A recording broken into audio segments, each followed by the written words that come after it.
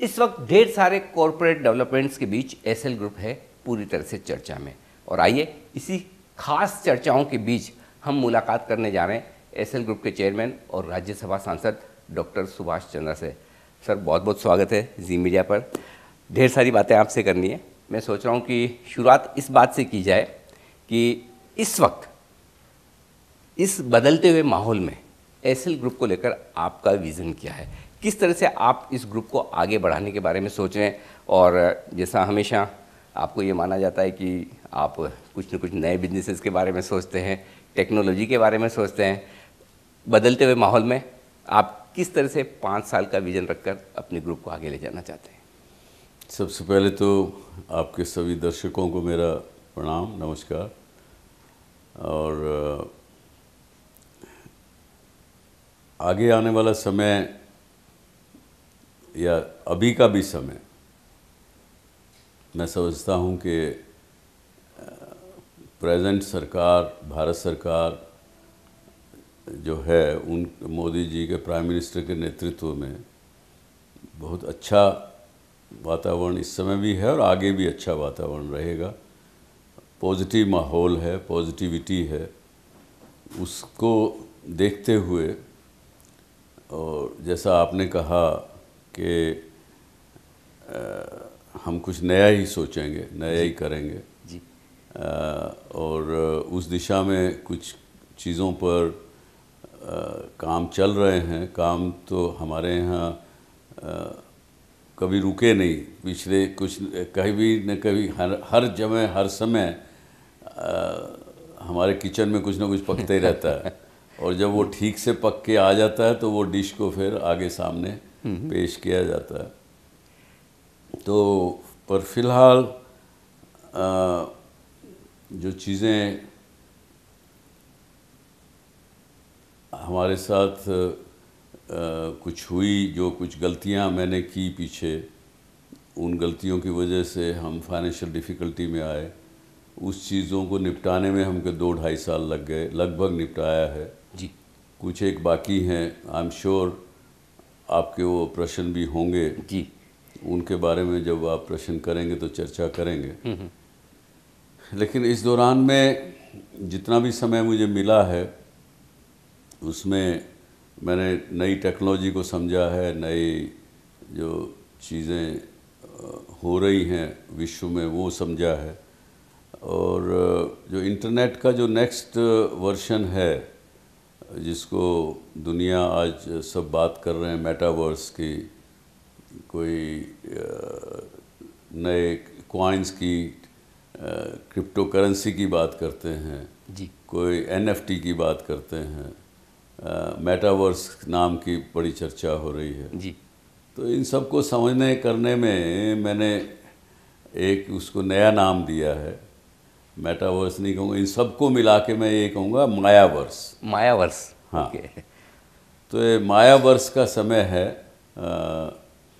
जहाँ पे आज भी हम देख रहे हैं कि इंटरनेट और डिजिटल टेक्नोलॉजी जो है उसमें कोई आवश्यकता नहीं कि कोई चीज़ प्रत्यक्ष और रूप से हो और आप किसी चीज़ को पकड़ के देख के जांच परख के लें, बेचें, कुछ करें जी। पैसे गिनती करके वो आदमी बेचने वाला ले और दे। तो ये सब चीज़ें बहुत पास्ट की हो गई। तो मायावर्स का ज़माना है तो कुछ ना कुछ नया वैसे ही करके बताएंगे। लेकिन उससे पहले अपने हाथ के जो, क्योंकि हमने ये सीखा है कि अपने गोद वाले के बच्चे को छोड़ के पेट वाले की आस नहीं करनी चाहिए। ठीक बात है। तो इसलिए जो जी मीडिया की जो डिजिटल पब्लिशिंग का एफर्ट है उसको हमने पिछले 1 साल में बहुत स्ट्रेंथन किया। साल भर पहले, 1.25 साल पहले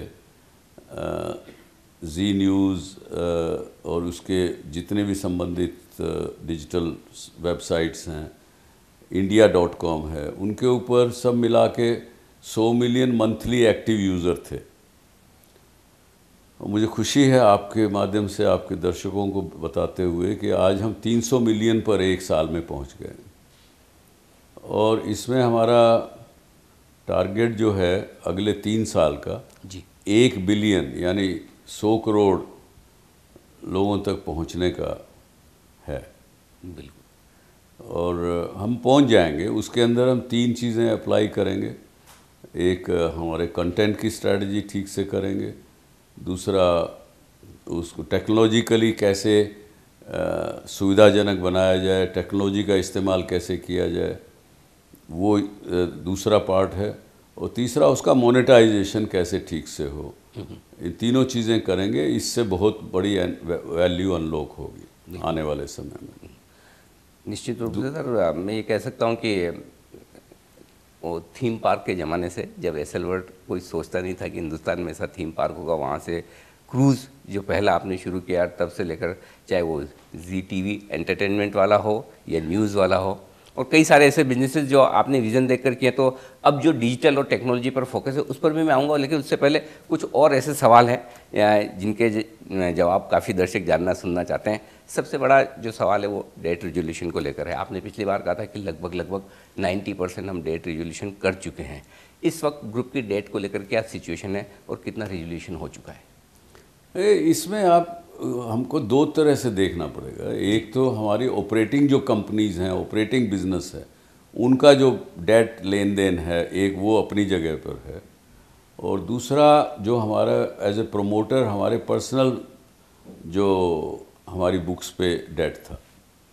तो मैंने जो पीछे 25 जनवरी को मैंने पहला पब्लिक लेटर, ओपन लेटर लिखा था, दूसरा मैंने अभी पिछले 3-4 महीने पहले लिखा।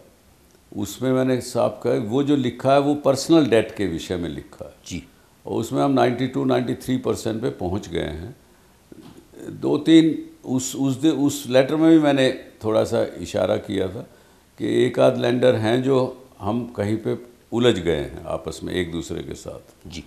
और कुछ जब एक उलझन शुरू होती है किसी एक लैंडर के साथ, तो दूसरे भी लोग कुछ ना कुछ खड़े हो जाते हैं।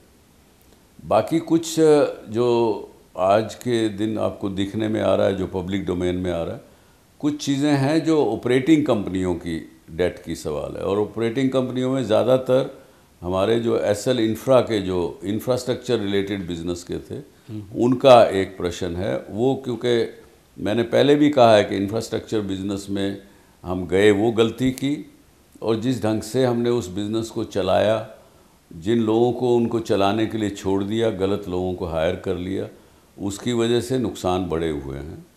और तीसरा, हमारी अपनी एक अच्छाई की वजह से कि हमको सबका डेट देना है, हमको कहीं डिफ़ॉल्ट नहीं करना, 50-52 साल में कभी डिफ़ॉल्ट नहीं किया, तो अब क्यों करेंगे जी। तो हम डेट लेते गए और पिछला किसी न किसी का लैंडर का चुकाते गए जी। उसकी वजह से वो डेट बढ़ता चला गया। तो पर फिर भी हमने सबका चुकाया, लेकिन ऑपरेटिंग एंटिटीज़ के जो प्रॉब्लम्स हैं, डिस्प्यूट्स हैं, वो तो उन कंपनीज़ को ही निपटाने पड़ेंगे। जहाँ तक हमारा पर्सनल का है, तो 1-2 ये जो लैंडर्स के साथ उलझन हो गई है, उनको छोड़ के हम लगभग सबका महीने 2 महीने में सब निपटा देंगे। ओके, तो लगभग रेजोल्यूशन के पास हैं। हाँ। एक और जो मुद्दा है वो डिश टीवी को लेकर है। डिश टीवी और यस बैंक के बीच में जो विवाद चल रहा है, कंट्रोल को लेकर, शेयरों को बेचने को लेकर, क्या कहेंगे आप? इसका किस तरह से सॉल्यूशन हो सकता है या होना चाहिए? ये आज के दिन मैटर बहुत कई कोर्ट्स के मैटर्स में उलझा हुआ जी, है। जी। कई केसेस इस विषय को लेकर के, कई पार्टी शेयर होल्डर्स एक अपनी जगह पर हैं, कंपनी एक अलग अपनी जगह पर है, मीडिया में लोग अपनी जगह पर हैं। वो इसको पहली बात तो जल्दी से समझ नहीं पा रहे हैं। एक किसी मीडिया ने तो यहाँ तक लिख दिया कि एज इफ़ डिश टीवी ने बहुत बड़ा गलत कर दिया, और उसमें उन्होंने रेगुलेटर को चैलेंज किया कि आप इस पर एक्शन क्यों नहीं ले रहे हैं। जबकि सच्चाई ये है कि डिश टीवी कहीं पे डिफ़ॉल्टर नहीं है, कहीं उसका कोई किसी से के साथ डिस्प्यूट नहीं। पहली बात जी। ये रिकॉर्ड सबको आपके माध्यम से आई होप सब ठीक करें। जी। दूसरा है डिश टीवी के share holders, promoter share holders अलग, नॉर्मल शेयर होल्डर्स अलग। प्रमोटर शेयर होल्डर्स के शेयर्स मैंने as a separate person, because I am not a promoter of dish TV, जी, because when we brothers separated, it's Jawahar Goyal, my younger brother's company. जी, Jawahar Goyal wanted to help me to tide over my financial difficulties. तो उनके share लेके मैंने कुछ pledge किए, वो भी एक अलग से अपनी जगह विषय है। अब आपने डिश और यस बैंक की बात की तो उस पे आता हूँ। यस बैंक ने पैसा दिया 4,210 करोड़ रुपये, जी, वो दिया वीडियोकॉन के D2H बिजनेस को डिश टीवी में मर्ज करने के लिए, जिसमें कि मैं समझता हूँ कि हमारे साथ वो एक फ्रॉडुलेंट एक्ट किया गया उस समय के यस बैंक के मैनेजमेंट के द्वारा, जिसकी वजह से मैंने उनके खिलाफ एक FIR आज से 2.5 साल पहले जी, जब दाखिल करा दी थी। डिश का हेडक्वार्टर नोएडा में है, इसलिए वहाँ पे दाखिल कराई। वो एक अपनी जगह पर है, वो जब इंक्वायरी पूरी होगी तब पता लगेगा कि वेदर फ्रॉड हमारे साथ हुआ या हमने कोई गलत किया या किसने किसके साथ गलत किया, वो उस विषय तब तय होगा।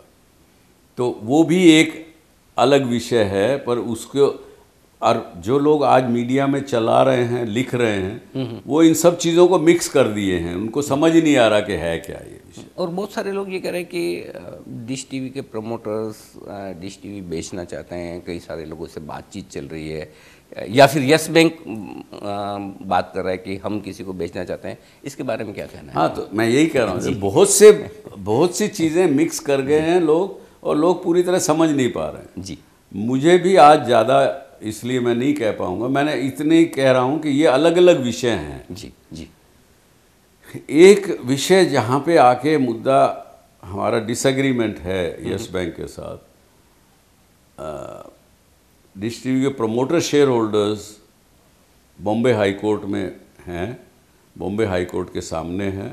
वो कोर्ट मैटर अभी सुनवाई चालू है उसकी। उसमें उन्होंने, हम शेयर होल्डर्स ने ये कहा है कि मैंने ठीक है साहब शेयर प्लेज किए, लेकिन शेयर प्लेज करके पैसा लेने में जो लेंडर है उसके अधिकार क्या हैं? Can he claim as a share holder कि मैं शेयर होल्डर हूँ, उस शेयर्स को इन्वोक करने के बाद can he become share holder, और he can invoke the shares for recovery of its date.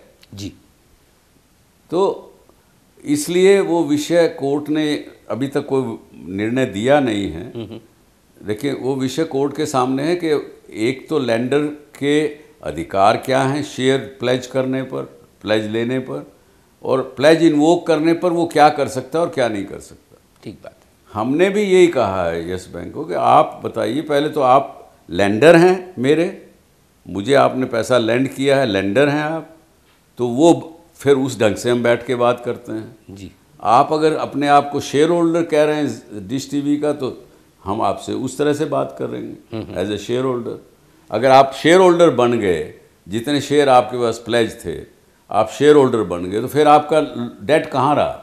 ठीक बात। फिर तो आपने इन्वोक कर लिया, क्योंकि आपने शेयर ले लिए, इन्वोक कर लिए, लेकिन आपने अभी तक क्रेडिट नहीं दिया उसका। जो लेंडर, जो बोरोअर था, उसके खाते में आपने कोई पैसा जमा नहीं किया कि भाई मैंने इन्वोक कर लिए। आज 2 साल से शेयर इन्वोक करके बैठे हैं। मतलब आपने शेयर अपने नाम में भी कर लिया और उसकी क्रेडिट भी नहीं दे रहे, कीमत भी नहीं दे रहे, आप बता भी नहीं रहे, डेट भी कम नहीं कर रहे। हाँ, डेट तो कम करोगे कि नहीं करोगे, तो वो भी नहीं कर रहे हैं। तो आप शेयर होल्डर हैं। आपने रिजर्व बैंक को खुद लिखा है कि जी मैं इस कंपनी के शेयर 26% के लगभग है वो ले रहा हूँ, जो कि RBI की गाइडलाइन के विरोध में है। मैं फिर भी ले रहा हूँ क्योंकि मुझे मेरा डेट रिकवर करना है। मैं इन शेयर को अगले 6-8 महीने में बेच दूंगा। ये राइटिंग में आप रिजर्व बैंक को दे रहे हैं, लेकिन ना तो आप बेच रहे हैं, ना आप क्रेडिट दे रहे हैं, ना कुछ कर रहे हैं। प्रमोटर, एज ए प्रमोटर हम लोग उनसे मिले, हमने कहा आप कंपनी लेना चाहते हैं? तो उनके मेजर शेयर होल्डर हैं state bank of India, state bank of India chairman ने कहा, अरे भाई ये अपना बैंक ठीक से चला लें तो बहुत हैं, सुभाष जी आपकी कंपनी लेके क्या करेंगे, ये कंपनी थोड़े चला सकेंगे। ठीक बात। मैंने कहा जी अगर लेना चाहते हो तो मैं जवाहर जी से बात करता हूँ, ले लें कंपनी। जवाहर जी ने भी जाके उनको कह दिया आप लेना चाहते हो ले लीजिए। उन्होंने नोटिस ज़रूर भेज दिया कि आप शेयर डायरेक्टर्स बदलो, और उनको कहते हैं आके कंपनी टेक ओवर कर लीजिए, तो आ नहीं रहे हैं। तो ये कन्फ्यूजन है। और वे बाद में फिर वो उकसा रहे हैं कंपनी लॉ बोर्ड को, उनको चिट्ठियां लिख रहे हैं, कभी सेबी को चिट्ठी लिख रहे हैं। तो भाई वो लोग जानते हैं कि कौन क्या है। मिनिस्ट्री ऑफ कॉरपोरेट अफेयर ने पूरा इस बात की तहकीकात कर ली है। हम कंपनी से पूछा गया है, कंपनी को बुलाया गया है, सारी डिटेल ली गई है। तीसरी तरफ आप क्या करते हैं, एज ए बैंकर आप सबको फ़ोन करते हैं शेयर होल्डर्स की जब मीटिंग होती है कि आप सब इनके विरोध में मत दीजिए, रेजोल्यूशन पास मत होने दीजिए, अकाउंट पास मत होने दीजिए। जब एक स्टेट बैंक ऑफ इंडिया का चेयरमैन फ़ोन करेगा इंस्टीट्यूशनल शेयर होल्डर्स को, 60% शेयर होल्डर्स को, तो वो क्या करेंगे? वो क्या स्टेट बैंक ऑफ इंडिया के विरोध में जाएंगे क्या?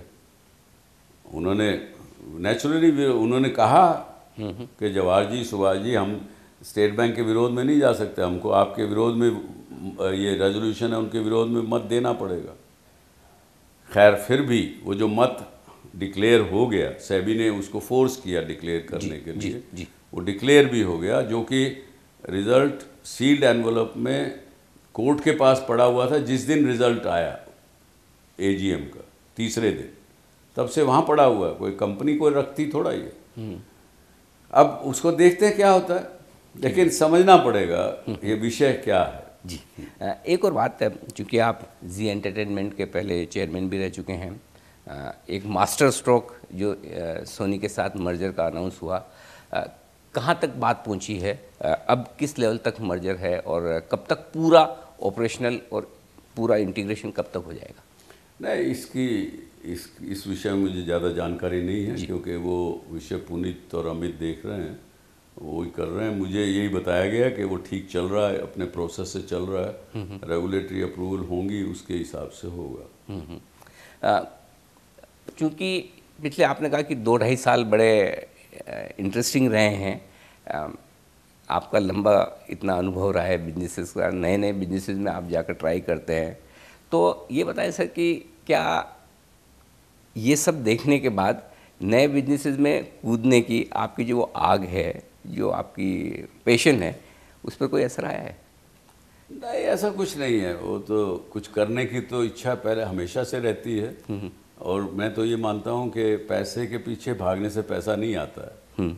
इसलिए कुछ भी नया काम मैंने कभी भी किया है तो इसलिए नहीं किया कि पैसा कमाना है। पैसा तो अपने आप आएगा, वो बाई प्रोडक्ट मैं मान के चलता हूँ। कुछ क्रिएट करना, कुछ नई चीज़ करना, कुछ एक्साइटिंग करना, वो एक विषय है, और वो इच्छा तो कभी पूरी नहीं होती। जी, लोग आपको मीडिया मुगल कहते हैं, इंडियन टेलीविज़न का विश्व पिता मानते हैं। जी मीडिया जो एक और आपकी लिस्टेड एंटिटी है, इसका कामकाज कैसा चल रहा है? मीडिया फील्ड को आप इस वक्त कैसे देख रहे हैं, क्या बदलाव हो रहे हैं, और जी मीडिया कैसे पोजीशन है इसमें? अच्छा, जैसे मैंने बताया, जी मीडिया का 300 मिलियन अभी हमारे मंथली एक्टिव यूज़र डिजिटल पे हो गए हैं। वीऑन जो एक इंग्लिश का न्यूज़ नेटवर्क है, first global network from Asia for the whole globe, मुझे खुशी है ये बताते हुए कि वो उसकी एक्सेप्टेंस जो है वो काफ़ी बढ़ गई है। देश में भी नंबर 1 मुझे बताया गया कि हो गया है वो, और विदेशों में भी 58% उसकी व्यूअरशिप बाहर से है। यूट्यूब पर एक महीने में 90 मिलियन विजिटर उसके ऊपर आ रहे हैं, जो कि बीबीसी से आगे हैं, CNN से थोड़ा कम है। और उस वीओन जो प्रोडक्ट है उसके ऊपर हम टेक्नोलॉजी का इस्तेमाल करेंगे। उसकी जो डिजिटल पब्लिशिंग उसके साथ साथ जो चल रही है उसको हम ज़्यादा इंटरेक्टिव बनाएंगे। जो सोशल मीडिया के फीचर्स होते हैं उसको उस पर डालेंगे। उसको भी हमारा एक प्लान है कि अगले 5 साल में वो 500 मिलियन के करीब उसके कस्टमर उससे जुड़े। बहुत बड़ा टारगेट है, लेकिन अचीव टीम करेगी ज़रूर। बिल्कुल, मैं उम्मीद करता हूँ कि वो बहुत जल्दी अचीव होंगे। एक आखिरी सवाल आपसे ये कि इस वक्त इन सब बातों के बीच में आपके जो भी क्रेडिटर्स या लेंडर्स हैं और दूसरे आपके जो शेयर होल्डर्स हैं, इन्वेस्टर्स हैं, जिन्होंने आपकी अलग अलग कंपनी में पैसा लगाया, उन्हें आप क्या मैसेज देंगे? देखिए, शेयर होल्डर्स हमारे से डिसअपॉइंट हुए हैं इस सारे पूरे प्रकरण में, क्योंकि हमारी कंपनियों के शेयर्स आगे बढ़े नहीं, कीमतें बढ़ी नहीं उनकी, तो स्वाभाविक रूप है कि वो उनको डिसअपॉइंटमेंट है हमारे से। लेकिन time is a big healer. समय बताएगा कि हमने क्या किया शेयर होल्डर्स के इंटरेस्ट में। हमने कभी उनके इंटरेस्ट को कंप्रोमाइज़ नहीं किया है, लेकिन अभी उनको हमसे गुस्सा ही होगा मेरे ख्याल से।